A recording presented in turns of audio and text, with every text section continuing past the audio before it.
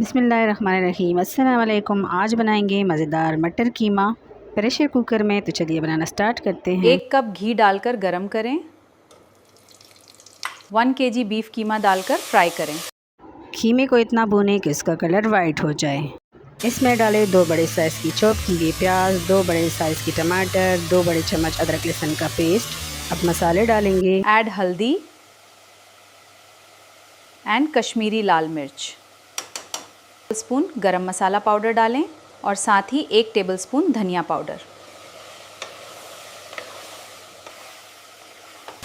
1.5 गिलास पानी डालें और प्रेशर कुकर को बंद करके 15 मिनट का टाइम दे दें।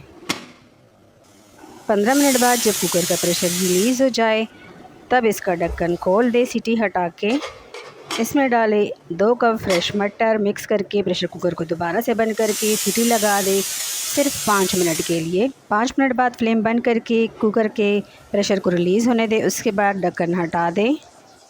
मिक्स करें। हरी मिर्चें, हरे धनिए और बारीक कटे हुए अदरक के साथ गार्निश करें।